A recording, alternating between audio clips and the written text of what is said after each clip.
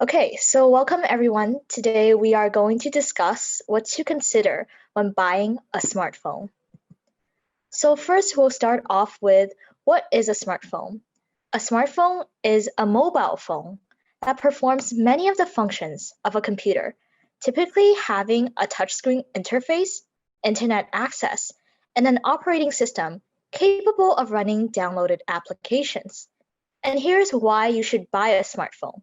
In today's technological world, almost everyone you know has a smartphone. It is a very useful tool that can help you learn and communicate. Although smartphones can be very pricey, it is still worth the price depending on what type you will be purchasing. So here are some additional reasons why a smartphone can be useful. So first of all, a smartphone can be used as a planning tool. Your cell phone can be a very powerful planning tool.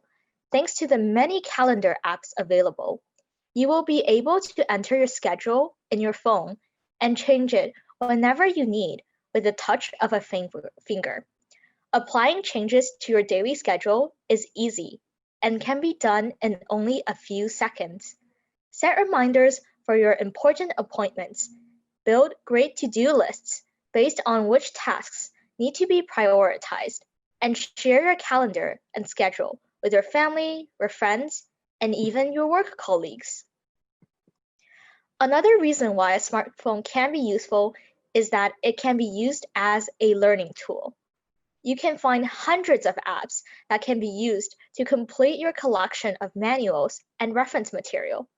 Why not take advantage of these to have your dictionaries, reference guides, scientific calculator, and periodic table of the elements on hand?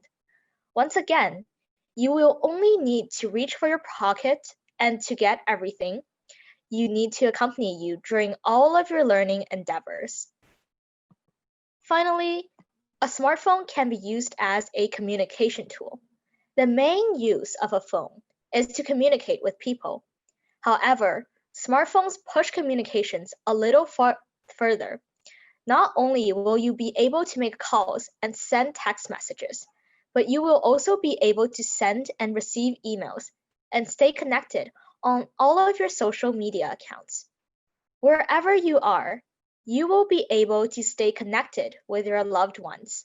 This also means that you will be carrying the equivalent of a very small computer that will enable you to work or entertain yourself even when you are far away from home.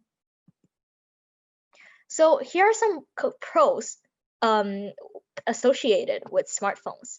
Smartphones can be very convenient with daily keeping track of your routines.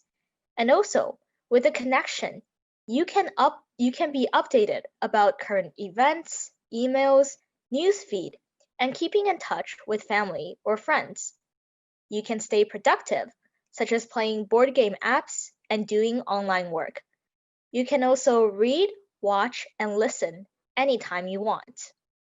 It gives you an opportunity to learn anything with just searching, and you can always be available socially. Finally, there are endless apps available for many different uses. However, there are some cons associated with a smartphone. First of all, distraction plays a huge role in smartphones. Also, the battery life can be sometimes deceiving because your phone can run out of battery at random places and time. It's possible to get hacked and have your private information leaked. And the electromagnetic radiation will be high because of the heavy internet usage in smartphones and could possibly lead to health problems. Finally, the HEV light emitted from the screen of a smartphone can lead to severe eye strain during long-time use and can slowly damage the retina. So we also listed some factors for you to consider when you want to buy a smartphone. First of all, you may want to look at build quality. There are some that even have glass-coated panels, but those are very limited. If you are one of those prone to drop your smartphone, it is advisable to go for a metal or plastic built handset. Display may also be a factor put in consideration. So the size and resolution of display depends on how you use your smartphone. If you often stream videos, edit photos or videos, or download and view movies, then a smartphone display ranging from 5.5-inch to 6-inch Full HD or QHD resolution should be good enough for you. If you are a processor, you would also want to consider that. For example, if you're a heavy user who needs to edit images, videos, or documents online, play heavy games, stream videos, or often use apps in split screen mode, then smartphones with Qualcomm Snapdragon 652 or Snapdragon 820 and 821 should make multitasking fluid for you. Camera is also important to some smartphone users. So the higher number of pixels mean that the size of the image is bigger, which becomes more sharper when seen on a small phone screen. A photographer enthusiast might want a camera with 12 or 16 MP sensor under f2.0 or lower aperture for speedy shots, even in low lights. A casual shooter can go by even with an 8 MP or 12 MP camera with f2.0 to 2.2 aperture. Battery life is also a factor to consider. The battery usage differs from user to user, depending on the way he or she uses the smartphone. If you are a heavy user and work on apps, play games, stream videos, and more, then go for a smartphone with at least 3,500 mAh battery or above. If you are an average or light user, a handset with 3,000 mAh battery would be good enough to run for a full day. Storage. So a 16 gigabyte, 32 gigabyte, or 64 gigabyte storage doesn't really come with exact mentioned space. If you'd like to keep less number of apps on your devices, you can go for a lower storage, such as 32 gigabytes. So moving on to security features. While a fingerprint sensor can be found in even a RS5000 smartphone, devices with iris scanner are still few. It's preferable to buy a smartphone with these extra security features, since most of us have personal information on our handsets these days. Next, we're going to look at audio and speakers. So if you don't indulge in video streaming or video conferencing much, then a regular handset with bottom-firing speakers should just be fine. Those with speakers placed at the back are also fine. USB port. Ports too can be a factor to consider. Although both micro USB and USB Type-C ports are available in smartphones these days, it is preferable to switch to USB Type-C, not just because it is easy to plug in, but because it is also future-proof. So an important factor to consider when buying a smartphone is definitely the cost. Phones are more expensive than ever. Flagship devices from Apple, Samsung, Google, and other top manufacturers can now cost hundreds of dollars more than they did just a couple of years ago. Now, with the arrival of foldable phones, which are being priced at $2,000 and above, it looks like the upper limit for phone prices is going to keep growing. The cost comes in the most important part because some seniors maybe don't have the financial access to necessary finances, since smartphones can be really pricey. But in some cases, there are many affordable smartphones that are built for seniors specially, and the quality may not be that great in the long run, but it will have essentially the same functions. So here's some brands that are very well known and their relative price range. The first one is Apple.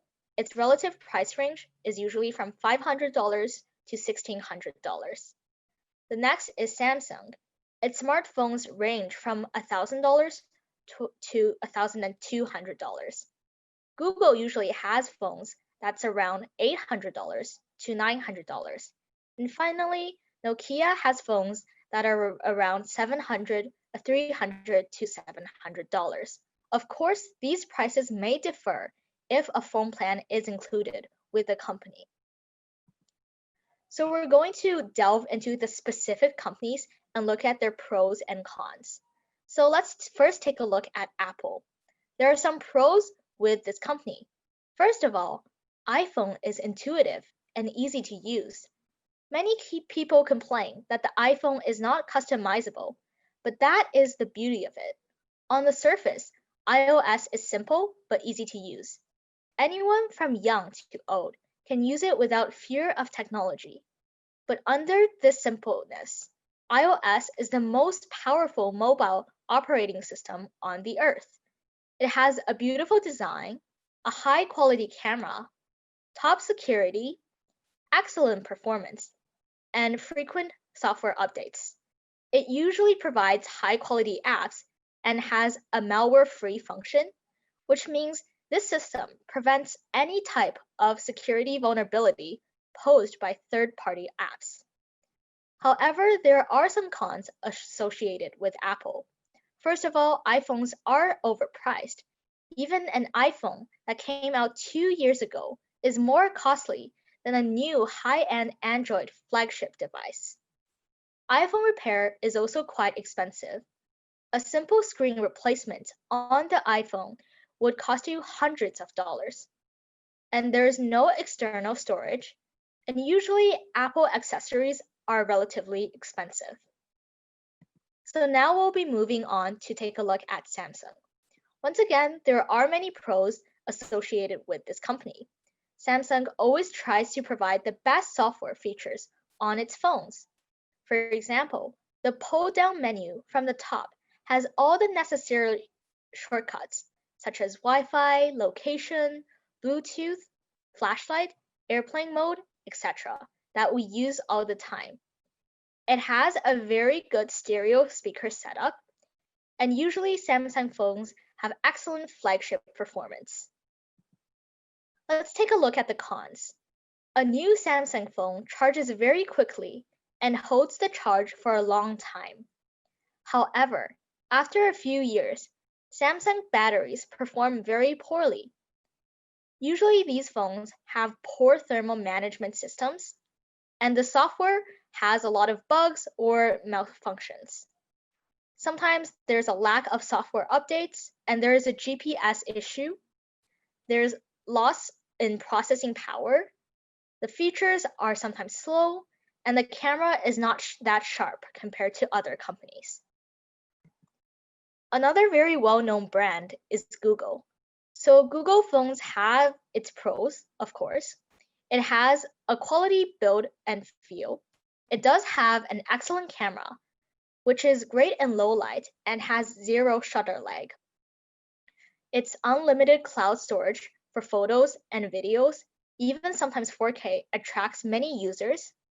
It has the latest version of Android with exclusive software and timely updates directly from Google. Google Assistant on its phones is the first-class digital assistant, better than Siri, though features from Google Home aren't activated on there yet. There's no camera bump like you would usually see on other phones. It is very fast charging. It can charge from completely dead to 25% in 15 minutes. And finally, the phone's touch response is vastly improved. So here are some cons with Google. First of all, it has a simple iPhone-ish design. It's not water resistant. Many of the other companies such as Apple and Samsung already has this premium tier offering. It is quite expensive as it starts at $649, and the fingerprint sensor on the back of the phone could interfere with some uses. The last brand we're going to examine is Nokia. So here are the pros with Nokia. It has a great build quality. So the build quality is very laid out and thick, and it won't break easily if you drop it. It has a near stock software. Software is clean without any unnecessary applications whatsoever. It has innovation. Some mobile phones come with 5 cameras, and there is a wide range of mobiles to choose from. The range of mobiles start with 7,000 INR, and it goes all the way up to 50,000 INR. There are software updates, as it is near stock software. It is one of the very few OEMs with quick Android updates. So moving on to the cons. Back to its build. Even though its build quality is solid, it does look very outdated from the rear. It has a lack of power. Most of the times, Nokia underclocks the processor to avoid heating issues. Software lacks that snappy feel that you would get on other phones. It may be a bit boring for users because software usually lack some of the head-turning features other than basic smartphone things. And also, it has a mediocre camera quality. Even with 5 cameras, Nokia failed to impress people as well as industry. Even the most premium smartphone with 50K price tag doesn't give any competition to its competitors. It also has a mismatch of price and specifications because for most of the times, people feel that they are not getting what they paid for, like outdated processors, outdated camera sensors, etc. So that is the end of today's presentation. Thank you so much for listening, and we wish you a good luck for choosing your next smartphone.